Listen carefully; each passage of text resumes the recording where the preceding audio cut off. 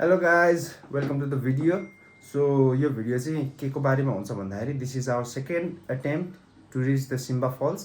हामी last week गएको थियौँ तर जङ्गलमै 3 घन्टा 4 घन्टा चाहिँ हराएर हामी अनफर्चुनेटली फर्किनु परेको थियो। सो यसपालि चाहिँ हामी फेरि मजाले रिसर्च गरेर मजाले बाटोघाटो कहाँ हो हेरेर जाँदैछौँ। प्लस हामीले जाने बेलामा ड्रोन फुटेज पनि खिचेको थियौँ उता जङ्गलमा हराएर। सो ड्रोन फुटेज चाहिँ यस्तो रहेको छ। सो हामी चाहिँ यहाँ छौँ है, यहाँ पुगेर खिचेको थियौँ। अनि यसरी स्काउट गर्दाखेरि जङ्गलमा ठ्याक्कै यतापट्टि यहाँ झर्ना रहेछ। मैले स्वाट्ट मात्र खिचेको रहेछु, ठ्याक्कै हेर्नुहुन्छ भने अब यसरी खिच्यो ठ्याक्कै स्वाट्ट यहाँ देखेको रहेछ। मैले यादै गरिनँ कि त्यो भिडियोमा चाहिँ, त्यसले गर्दाखेरि चाहिँ हामी फर्किनु पर्यो। त्यो ड्रोन फुटेजमा देखेको मात्रै भए पनि हामी हेरेर आउँथ्यौँ होला, तर अनफर्चुनेटली त्यतिखेर फर्किनु पर्यो। अनि यो केपमा चाहिँ मैले झर्ना छ होला भनेर अलि अगाडि लगेर खिचेको थिएँ। अब यसरी हेर्दाखेरि यहाँ केही पनि देखिएन, सबै ढुङ्गाहरू मात्रै छ, केही पनि देखिएन होइन। अनि निराश भएर फर्क्यौँ हामी। ड्रोन फिर्ता ल्याएको थियौँ हामीले यसरी। गाह्रो थियो त्यहाँ ड्रोन ल्यान्ड गर्नलाई पनि। So guys this is our second attempt. So हाम्रो राइड रहेको छ यामाहा रेजेटार। सो मलाई यो स्कुटर चाहिँ एकदमै मन परेको छ, माइलेज पनि एकदम राम्रो दिन्छ। प्लस 125 सीसी भएर होला, उकालो ओह्रालो मजाले तान्छ। लास्ट टाइम हामी हलेसीसम्म पनि यही स्कुटरमा पुगेको थियौँ, लगभग 8-9 घन्टाको राइड। अस्ति कपाले सिमा फल्स जाने बेलामा पनि मजाले उकालो ओह्रालो मजाले तान्यो, अफरोड बवालै छ, त्यही पनि मजाले गयो यो scooter. So I recommend this scooter very much. अब एन्टर्कहरू ग्रेजियाहरू तिनीहरूले पनि तान्छ, बट माइलेज अलिकति धेरै दिनु भएर चाहिँ मलाई अलिकति यो छुट्टै राम्रो लाग्छ।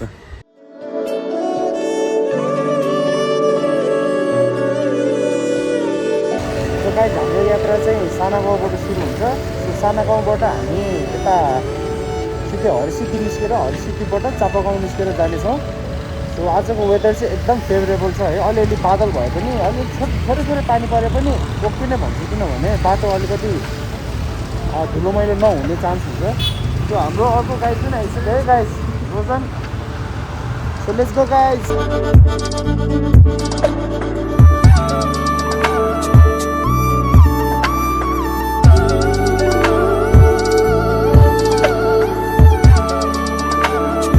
सो तपाईँ चापागाउँ कट्नु भएपछि चाहिँ लास्ट पेट्रोल पम्प चाहिँ यही हो एउटा, यसपछि चाहिँ मैले देखेको छैन।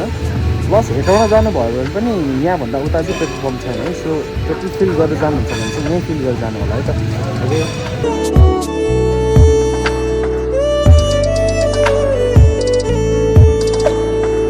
हामी चाहिँ यता यो टिका भैरव भन्ने ठाउँ हो, यहाँ टिका भैरव मन्दिर अलिकति अगाडि छ। सो टिका भैरवबाट यताबाट राइट तल लाग्छौँ, सिधा गयो भने चाहिँ लेले बजार पुग्छ।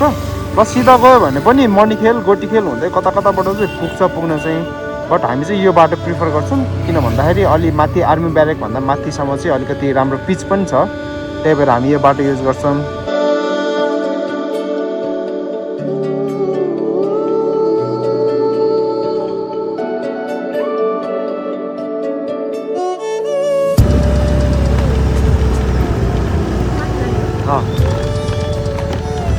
सो यताबाट गयो सिधा गयो भने चाहिँ हेटौँडा पुगिन्छ।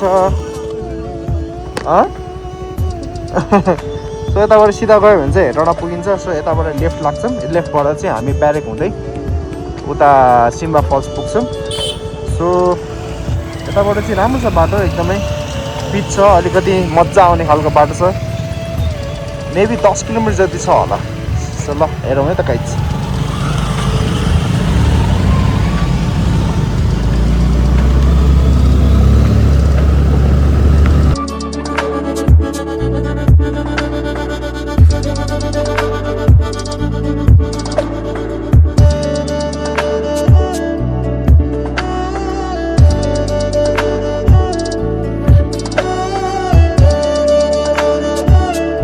सो गाइज यो ठाउँलाई चाहिँ थाम भन्ज्याङ भन्दो रहेछ। अहिले चाहिँ एकदमै नै सुपर र केही पनि भ्यू छैन, तर यहाँबाट काठमाडौँको भ्यू चाहिँ यस्तो दामी देखिन्छ नि। मैले लास्ट विक आउँदाखेरि चाहिँ दामी फुटेज लिएको छु, त्यो फुटेज राखिदिन्छु है त यो भिडियोमा। Enjoy guys.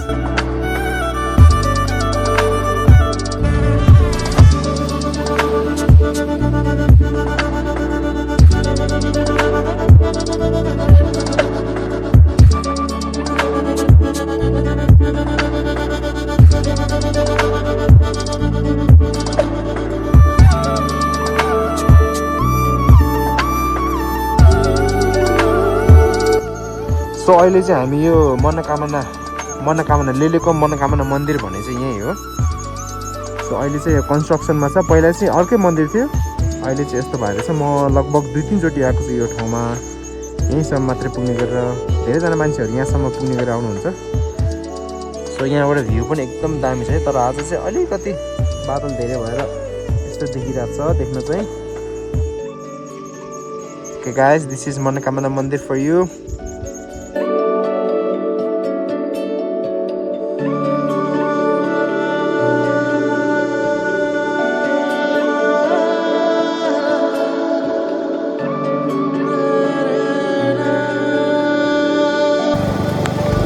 सो अब एउटा टर्निङ भनेको चाहिँ यताबाट राइट जाने बाटो छ। यो बाटो चाहिँ जानुहुन्न, यो खोलाको बाटो चाहिँ हामी यही खोला जानुपर्ने हुन्छ।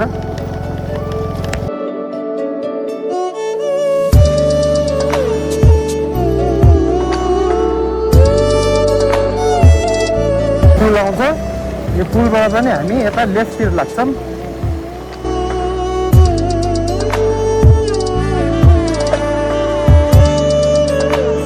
अनि यहाँबाट चाहिँ हामी यता राइटतिर लाग्छौँ है त गाइस। यताबाट चाहिँ पुग्दैन, कता हो थाहा छैन, जाने चाहिँ यताबाट।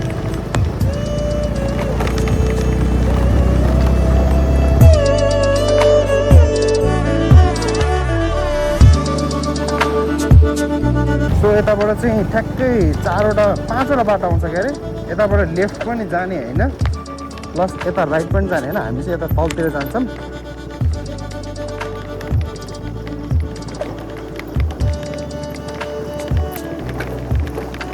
बाटो चाहिँ यस्तै छ है गाइज, अलिकति अफरोड छ। उकालो आयो, ओह्रालो आयो, 2टा डाँडा कटेर अब ओह्रालो सुरु भयो। बाटो चाहिँ यस्तै छ भन्न, अलिक ग्राभल भएर चाहिँ त्यस्तो हिलो मैलो हुने बाटो चाहिँ छैन। नत्र हिजो अस्ति यो लास्ट विक पानी परेर चिप्लो न चिप्लो हुन्थ्यो होला यो बाटो, अलिकति रातो माटो हिलो भइरहेको भए।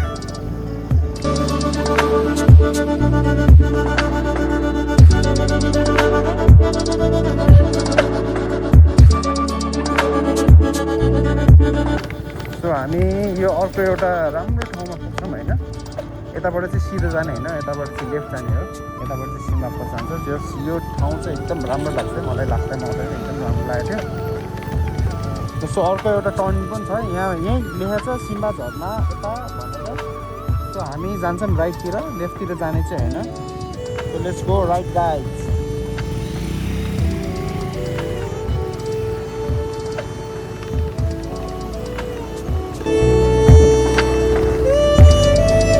सो यताबाट पनि टर्निङ आउँछ। सो हामी राइट जानु चाहिँ हुन्न, हामी लेफ्ट जान्छौँ।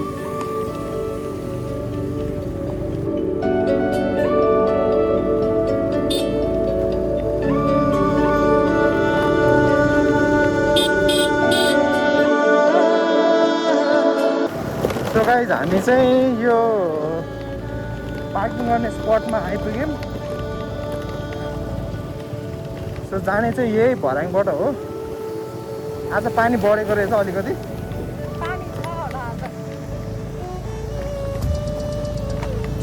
सो पार्किङ गर्ने ठाउँ चाहिँ यहीँ छ।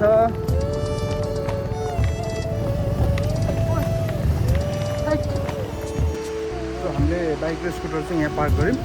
अब हामी चाहिँ कहाँबाट सुरु हुन्छ भन्दाखेरि यहाँबाट गएर यो बाटो हुँदै जानुपर्ने हुन्छ है गाइस। एकजना हाम्रो मित्रजन चाहिँ हिँड्नु भइसक्यो यो बाटो हुँदै। तर यहाँ चाहिँ फेरि बोर्डहरू चाहिँ केही पनि छैन। पहिला चाहिँ थियो अरे, तर बाढीले सब बगाएर लिएर गएर अहिले चाहिँ केही पनि बोर्ड छैन। सो यो पुल देख्यो भने चाहिँ ठ्याक्कै याद गर्नु होला है। पुलबाट यस्तो हिँडेर यहाँबाट माथि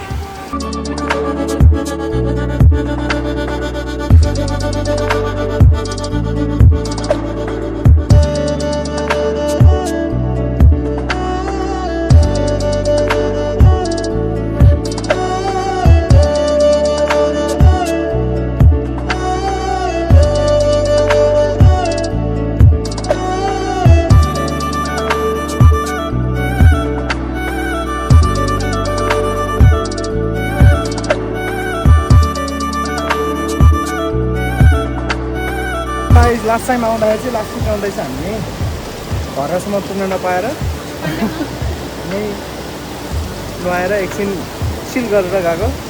सो राम्रो छ एकदम, पानी पनि अलिकति गहिरो गहिरो नि छ, मान्छे डुब्न चाहिँ डुब्दैन, बट रमाइलो छ ठाउँ चाहिँ है। अनि हामी लास्ट टाइम आउँदाखेरि चाहिँ अब जस्तो यहाँ लेफ्ट साइडमा त बाटो छैन, राइट साइडमा त्यहाँ भर्याङ देखिरहेको छ, तर यो भर्याङ जाने चाहिँ होइन रहेछ गाइस।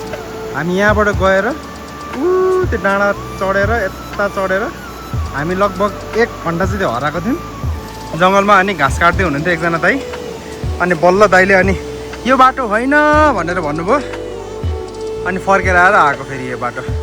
सो हामी जान चाहिँ यता लेफ्ट साइडबाट जानुपर्छ है गाइस, यता लेफ्ट साइडबाट गएर this is wrong way, this is right way. You can see guys, त्यहाँ चाहिँ अलिकति बाटो जस्तो देखिन्छ होइन, त्यो बाटो चाहिँ जानु भएन है, ठ्याक्कै यही खोला लेफ्ट साइड हुँदै माथि जानुपर्छ है गाइस।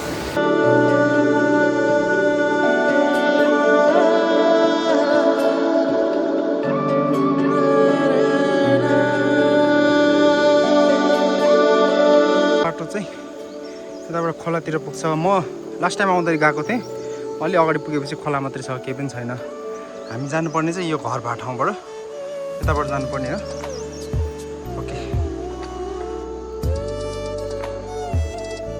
सो गाइस, अर्को बाटो भनेको चाहिँ यहाँ पुलवाला बाटो छ। यो बाटो गयो भने चाहिँ अझै अलि टाइम लाग्छ अरे, तर भ्यूहरू चाहिँ राम्रो देखिन्छ अरे। यता यो डाँडा घुमेर जानुपर्ने हुन्छ, अनि झर्नाको भ्यू चाहिँ राम्रो देखिन्छ अरे, तर अलि टाढा चाहिँ पर्छ। हामी लास्ट टाइम आउँदाखेरि चाहिँ उता माथि गएर बाटो हराएर अनि फर्केको थियौँ, तर जानुपर्ने चाहिँ यताबाट हो अरे गाइस। सो यो पुलको बाटो चाहिँ जानु भएन, हामी यो पुलको बाटो चाहिँ जानु भएन, हामी चाहिँ यताबाट जानुपर्ने भयो है।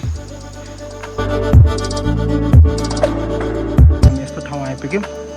अब यहाँबाट चाहिँ मलाई पनि थाहा छैन, हामी लास्ट टाइम यहीँ पछाडिबाट फर्केको थियौँ। अब यताबाट हो जस्तो लागेको छ। अब लेट्स सी है गाइस, कताबाट हो रहेछ।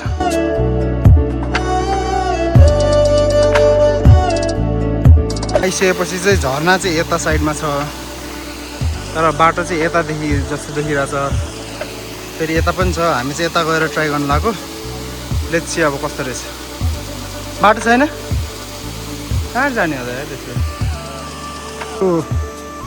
यता झर्ना निस्केको देख्यौँ हामीले। अब त्यहाँबाट आएर यतापट्टि चाहिँ बाटो जस्तो छ, यो एउटा माथि जाने बाटो केही पनि छैन।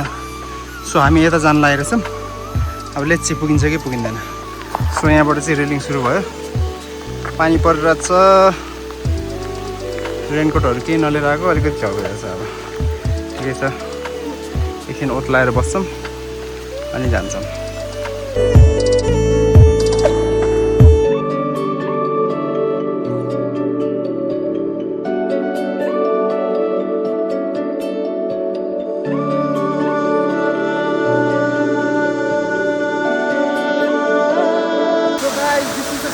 For you.